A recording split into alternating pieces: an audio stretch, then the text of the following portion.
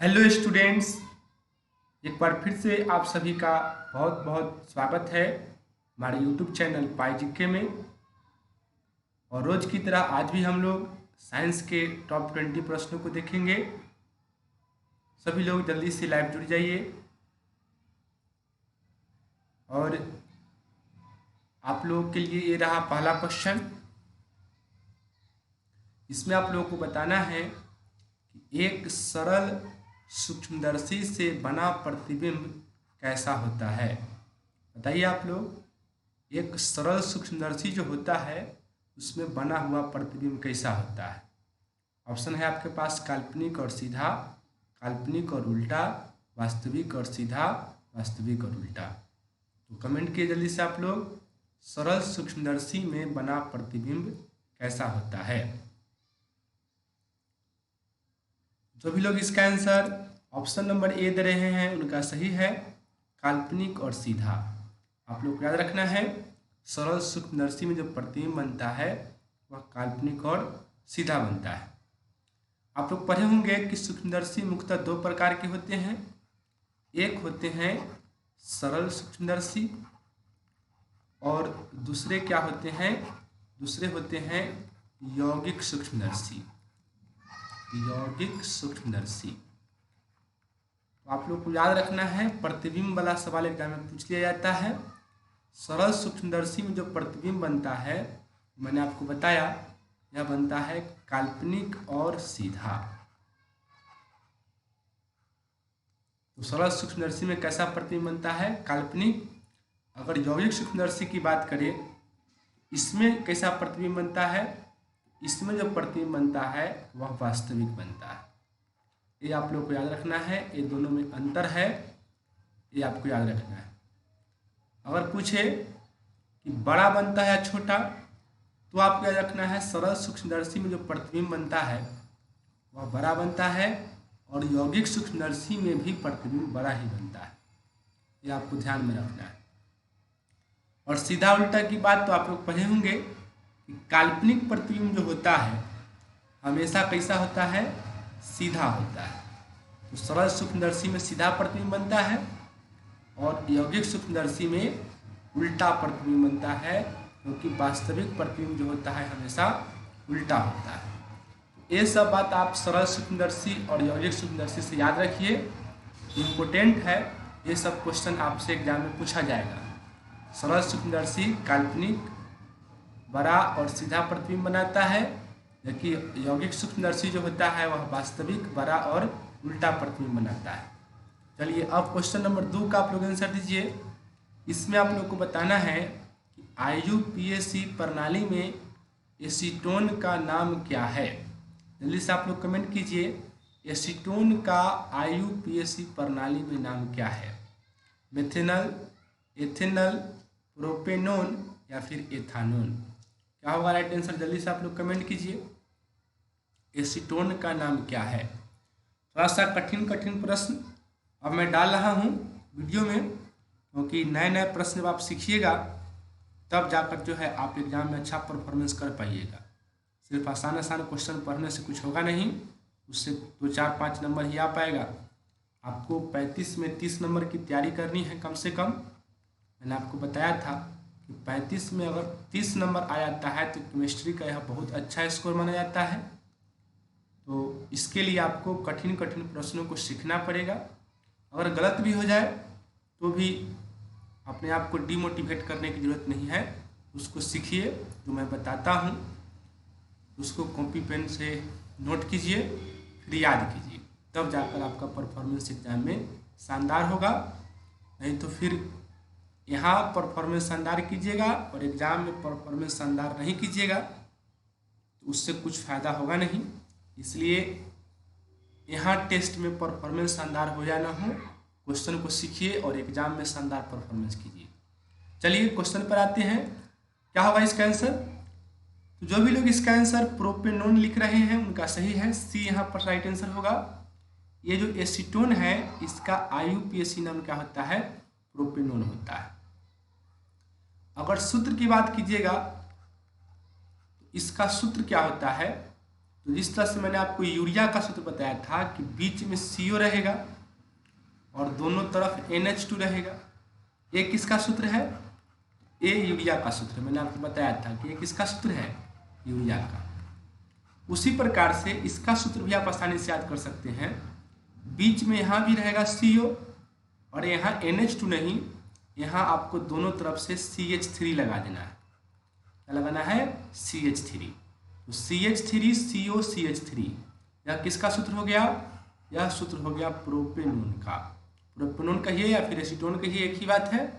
Acetone साधारण नाम है, प्रोपेनोन IUPAC नाम है। तो ये जो एसीटोन है या फिर प्रोपेनोन है, अगर एग्जाम में पूछ दिया जाए आपसे कि क्या है, एल्कोहल है, एल्डिहाइड है, कार्बोक्सिलिक अम्ल है, एसीटोन है, एमाइड है या एस्टर है, क्या है यह? तो आपको याद रखना है यह कीटोन है। यह क्या है? कीटोन है। एसीटोन या फिर प्रोपेनोन क्या है? एक कीटोन है। तो कीटोन का क्रियाशील मूलक है, आप लोग को याद बताइए। कीटोन का क्रियाशील मूलक क्या होता है? अगर याद नहीं है तो याद कर लीजिए। कीटोन का क्रियाशील मूलक होता है डबल बॉन्ड C, एक डबल बॉन्ड है और फिर डबल बॉन्ड O। यही होता है कीटोन का क्रियाशील मूलक। ये सब सवाल आपको यहाँ से याद रखना है, ठीक है। एसीटोन का IUPAC नाम क्या है? प्रोपेनोन। प्रोपेनोन का सूत्र होता है CH3 CO CH3। मैंने याद रखने का तरीका बताया कि जिस तरह से यूरिया का होता है बीच में CO, दोनों तरफ से NH2, उसी तरह से एसीटोन के लिए बीच में CO और दोनों तरफ से CH3। ये हो गया एसीटोन या फिर प्रोपेनोन। क्रियाशील मूलक मैंने बताया डबल बॉन्ड C फिर डबल बॉन्ड O। चलिए अब बढ़ते हैं क्वेश्चन नंबर 3 की तरफ। एक क्वेश्चन तो महा आसान क्वेश्चन है। सामान्य आंख के लिए स्पष्ट दृष्टि की न्यूनतम दूरी क्या होती है, बताइए। क्वेश्चन बहुत आसान है, सभी लोग इसका आंसर D देंगे, हमको पता है 25 सेंटीमीटर। तो यहाँ पर D इसका राइट आंसर हो जाएगा। तो ये हुआ न्यूनतम दूरी। अगर स्पष्ट दृष्टि की अधिकतम दूरी आपसे पूछे तब क्या बताइएगा? जल्दी से कमेंट कीजिए। स्पष्ट दृष्टि की अधिकतम दूरी जो होती है वह कितनी होती है? जल्दी से लिखकर कमेंट कीजिए आप लोग। तो जो भी लोग अनंत लिख रहे हैं उनका सही है। अधिकतम दूरी अनंत और न्यूनतम दूरी 25 सेंटीमीटर। चलिए अब आगे बढ़ते हैं क्वेश्चन नंबर 4 की तरफ। इसमें आपको बताना है कि एमीन किसके व्युत्पन्न है। जल्दी से बताइए, एमीन किसके व्युत्पन्न है? CO2 के, यूरिया के, NH3 के या फिर इनमें कोई नहीं? थोड़ा सा दिमाग लगाइएगा, क्वेश्चन बन जाएगा। अगर आपको लगता है कि आपको भगवान ने दिमाग दिया है, दिमाग को यहाँ पर थोड़ा सा खर्चा कीजिए, आप इस क्वेश्चन को बना लीजिएगा। एग्जाम में भी इसी तरह से दिमाग लगाना पड़ेगा। अगर दिमाग नहीं लगाइएगा तब जाकर जो है आप बढ़िया परफॉर्मेंस नहीं कीजिएगा। कुछ क्वेश्चन ऐसा होता है जो लॉजिकल होता है, आप लॉजिक बनाइएगा, लगाइएगा तभी उसको बना पाइएगा। प्रदर्शित कीजिए कि आपके पास दिमाग है या नहीं।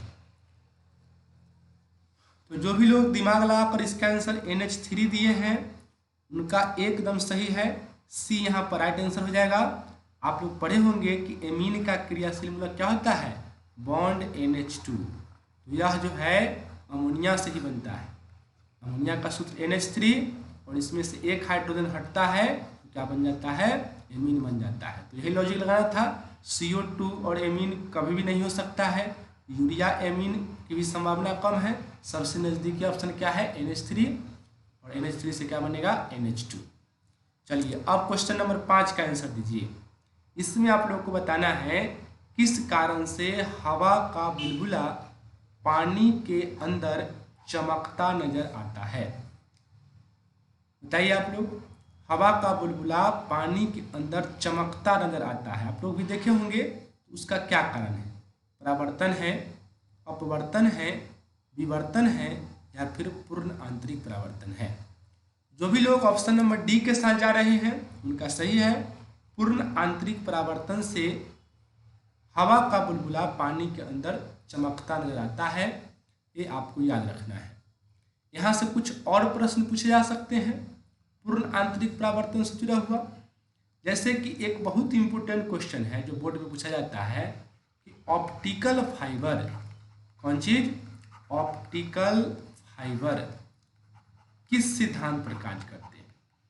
इसका आंसर क्या होगा? पूर्ण आंतरिक परावर्तन के सिद्धांत पर। उसके बाद एक मशीन होती है जिसको हम लोग कहते हैं इंडोस्कोपी। क्या कहते हैं? इंडोस्कोपी। इंडोस्कोपी आप लोग पढ़े होंगे, नहीं पढ़े तो समझ लीजिए कि क्या होता है। पेट के भीतरी अंगों को देखने के लिए कि वह ठीक है या गड़बड़ है, यानी कि स्वस्थ है या अस्वस्थ है, मुंह के द्वारा एक यंत्र डाला जाता है। अगर आप पेट को भीतर से चेक करवाना चाहिएगा तो उसमें क्या होगा कि आपके मुंह के अंदर एक यंत्र डालेगा, मुंह के थ्रू ही डालेगा, इसमें हैरान होने वाली बात नहीं है, वो डाल दिया जाता है, उसका टेक्निक होता है डालने का। और वह मशीन को ही, वो मशीन जो होता है पेट के अंदर की सभी चीज़ों को देखकर बताता है कि क्या क्या पेट के अंदर सही है या फिर गड़बड़ है। इस तकनीक को हम लोग क्या कहते हैं? इंडोस्कोपी कहते हैं। और यह भी प्रकाश के पूर्ण आंतरिक परावर्तन के सिद्धांत पर ही कार्य करता है, तो ये आपको याद रखना है। उसके बाद अगर कभी आपसे पूछे कि हीरा जो चमकता है, हीरा चमकता है, इसका क्या कारण है? तो हीरा के चमकने का भी क्या कारण है? प्रकाश का पूर्ण आंतरिक परावर्तन। ये सब आपको याद रखना है। 4 प्रश्न हो गए।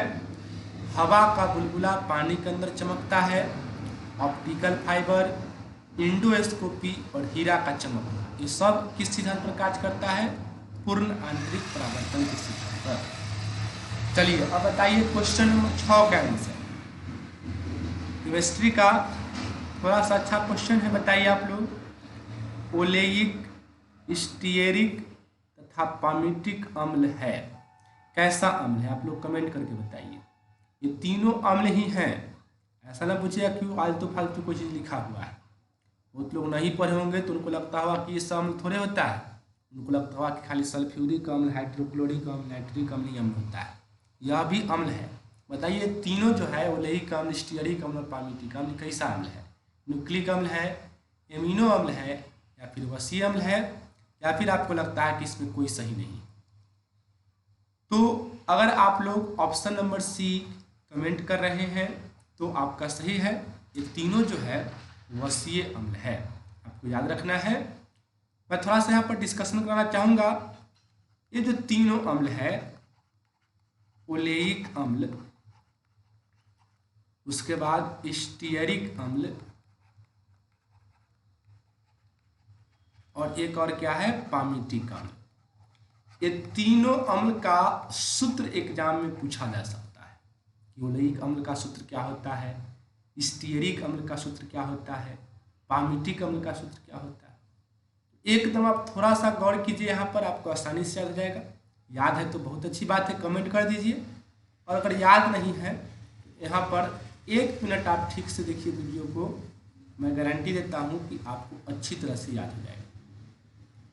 आपको क्या करना है, इस सभी में लिखना है CH। क्या लिखना है? CH। तीनों CH तीनों में कॉमन है। ओलेइक अम्ल जो है इसमें आपको लिखना है C17।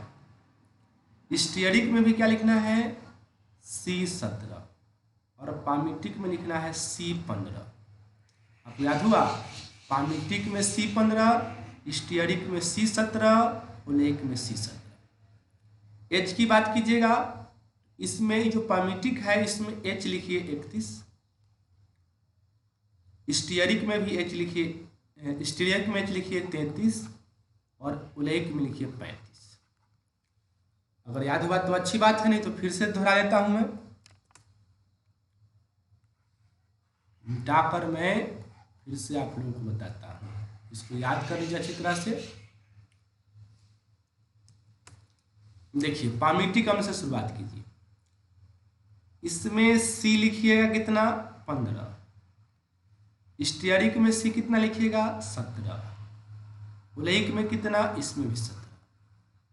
अब H लिखना है तो पामीटिक में H लिखिए 31, स्टीयरिक में 2 बढ़ा दीजिए, 31 और 2 33, और ओलेइक में भी 2 बढ़ा दीजिए, सॉरी स्टीयरिक में 33 नहीं होगा, स्टीयरिक में होगा यहाँ पर 35, गलती लिखा गया, सुधार कीजिए। इसमें कितना होगा 35 और इसमें होगा 33। तो पामेटिक में C 15 H 31, ओलेइक में C 17 H 33 और स्टीयरिक में C 17 H 35। उसके बाद कार्बोक्सिलिक अम्ल का क्रियाशील मूलक सबको याद होगा, सब में COOH लगा दीजिए, COOH। तो मैं उम्मीद करता हूं कि आपको ये तीनों सूत्र याद हो गया होगा। इसको कोडिंग से याद कीजिए, पास से याद कीजिए आप। P से हो जाएगा पामीटिक अम्ल, A से हो जाएगा ओलेइक अम्ल, S से हो जाएगा स्टीयरिक अम्ल, H में इसमें देखिए 31 है, इसमें है कितना 33, 2 बढ़ा के, और इसमें और 2 बढ़ा दीजिएगा 35, और C इसमें 15, इसमें 17, इसमें भी 17, और COOH तीनों में क्रियाशील मूलक है। मैं उम्मीद करता हूं कि आप लोग याद कर लिए होंगे इसको। इसका स्क्रीनशॉट जरूर कीजिए। आगे बढ़ते हैं हम लोग। अब क्वेश्चन नंबर 7 का आंसर दीजिए। प्रकाश वर्ष किसका मात्रक है? बहुत ही आसान क्वेश्चन, दूरी, समय, ऊर्जा या फिर प्रकाश की तीव्रता। जल्दी से बताइए आप लोग क्या होगा इसका आंसर। प्रकाश वर्ष किसका मात्रक है? तो जो भी लोग इसका आंसर डी दे रहे हैं वो बिल्कुल गलत दे रहे हैं। डी यहाँ पर बिल्कुल आंसर नहीं होगा। प्रकाश वर्ष जो है प्रकाश की तीव्रता का मात्रक नहीं है। प्रकाश देख के अगर आप प्रकाश की तीव्रता लगाए हैं तो आप गलती लगाए हैं। इसका आंसर होगा ऑप्शन नंबर ए। जो भी लोग ए कमेंट कर रहे हैं उनका नॉलेज बिल्कुल सही है। ए राइट आंसर होगा। प्रकाश वर्ष किसका मात्रक है? तो यह दूरी का मात्रक है। आप लोग को याद रखना है। इसको हम लोग शॉर्ट में लिखते हैं LY। LY का मतलब लाइट ईयर, और एक LY यानी कि एक प्रकाश वर्ष का मान कितना होता है? 9.46 गुने 10 के पावर 15 मीटर। इसको ऐसे याद कीजिए, 9.46 मैंने 9 पर 4 ऐसे बोलते हैं ना। कुदाली उदाली से कभी काम कीजिएगा, अब पैर पर लग जाएगा, लगता है कि 4 मार लिया है। गांव में लोग कहते हैं, तो ऐसे याद कीजिए 9 पर 4 10 के पावर 15, तो 9.46 गुने 10 के पावर 15 मीटर। यह प्रकाश वर्ष का, एक प्रकाश वर्ष का मान होता है। ये आप लोग को याद रखना है। यह किसका मात्रक है? दूरी का मात्रक है। अब बताइए क्वेश्चन नंबर 8 का आंसर। गुब्बारों में कौन सी गैस भरी जाती है? जल्दी से बताइए आप लोग। गुब्बारों में कौन सी गैस भरी जाती है? हाइड्रोजन, ऑक्सीजन, कार्बन डाइऑक्साइड या फिर हीलियम?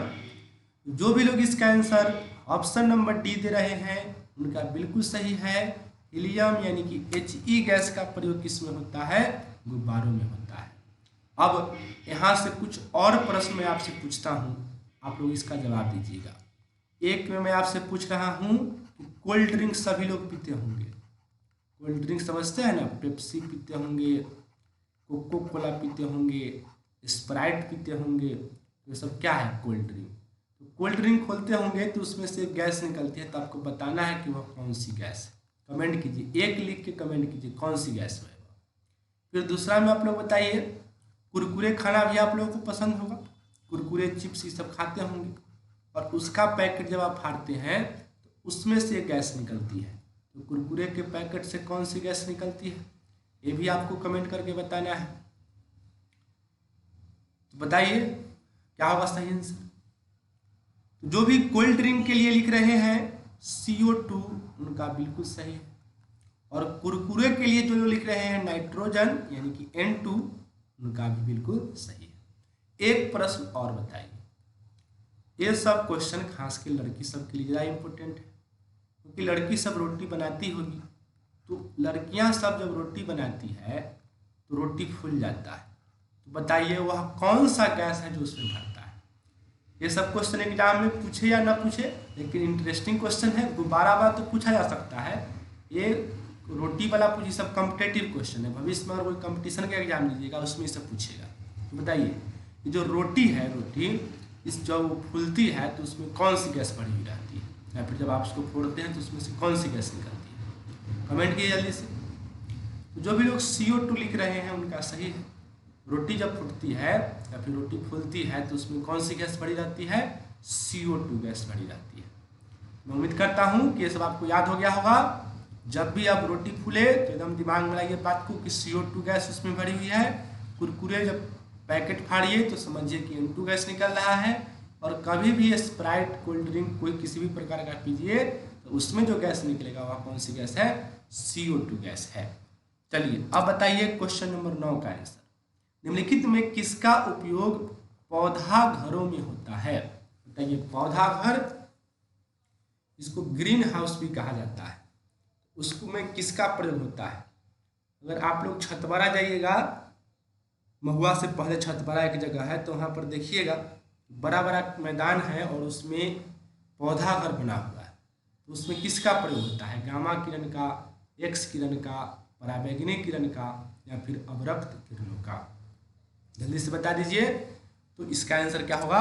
ऑप्शन नंबर डी, अवरक्त किरण का प्रयोग होता है। याद रखना है आप लोगों को, पौधा घरों में किसका प्रयोग होता है? पौधा घर में प्रयोग होता है अवरक्त किरणों का। उसके बाद गामा किरण की अगर बात कीजिएगा तो आपसे पूछा जाएगा कि कैंसर के उपचार में किसका प्रयोग होता है? तो याद रखिएगा, कैंसर के उपचार में किसका प्रयोग होता है? गामा किरण का प्रयोग होता है। एक्स किरण का उपयोग सबको पता है। आप देखते होंगे कि हड्डी वगैरह जब टूट जाती है, यानी कि सर्जरी जब करना होता है, तो सर्जरी करने से पहले जो है डॉक्टर साहब लिख देते हैं कि एक्सरे करवा लीजिएगा, है ना। उसको देहात में हम लोग कहते हैं कि एक्सरा करवा लीजिए। तो एक्सरा का मतलब एक्सरा नहीं कहिएगा, उसको एक्सरे बोलते हैं। एक्स रे माने एक्स किरण, उसको शरीर से जो है एक्स किरण को गुजारा जाता है। तो सर्जरी कार्यों में इसका प्रयोग होता है। तो ये आपको याद रखना है, कैंसर के उपचार में गामा किरण, सर्जरी कार्यों में एक्स किरण, पौधा घरों में किसका प्रयोग? अवरक्त विकिरण का। अब ये रहा 10वां क्वेश्चन। बताइए उस रसायन का नाम बताइए जो आम के पकाने में इस्तेमाल होता है।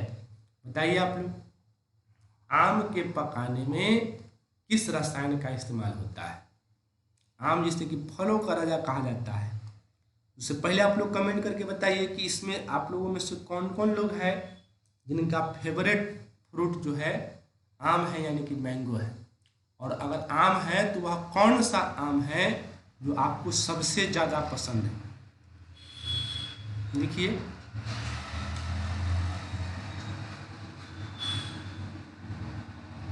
चलिए आंसर भी कमेंट कीजिए। आम पकाने में इसमें से किसका प्रयोग होता है? कैल्शियम कार्बोनेट का, कैल्शियम कार्बाइड का, कैल्शियम ऑक्साइड का, या फिर कैल्शियम हाइड्रोक्साइड? जो भी लोग ऑप्शन नंबर बी कमेंट कर रहे हैं उनका एकदम सही है। कैल्शियम कार्बाइड का प्रयोग जो होता है वह आम के पकाने में होता है। इसका प्रयोग कैल्शियम कार्बाइड का। हम लोग कार्बाइड नहीं कहते हैं, है ना, हम लोग क्या कहते हैं? उसको कहते हैं कार्बेट कहते हैं। कार्बेट खरीद कर ले आ, कार्बेट खरीदबे और रख देवे आम में तब पक जाता। वो कार्बेट नहीं होता है, क्या होता है? कार्बाइड होता है। अब आप लोग केमिस्ट्री पढ़ लिए तो कार्बाइड भी नहीं कहिएगा, कैल्शियम कार्बाइड कहिएगा।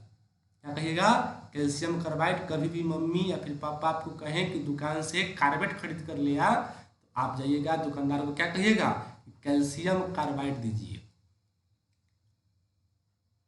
अगर वो नहीं समझेगा तब क्या कहिएगा कि CaC2 दीजिए। CaC2 इसका सूत्र होता है, याद कर लीजिए। कैल्शियम कार्बाइड का सूत्र क्या होता है? CaC2। उम्मीद करता हूँ कि आप लोग को याद हो गया होगा। हंसी मजाक में कुछ बात को बोलता हूँ, इशारा लाकर कह दीजिए कि CaC2 दीजिए। मन में आप सोच लीजिए जिससे आपको रिवीजन हो जाए। लेकिन वहाँ CaC2 कहिएगा तब मारबो करेगा दुकानदार आपको।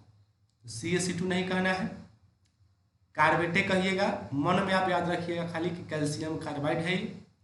कैल्शियम कार्बोनेट सबको पता होगा क्या होता है? CaCO3।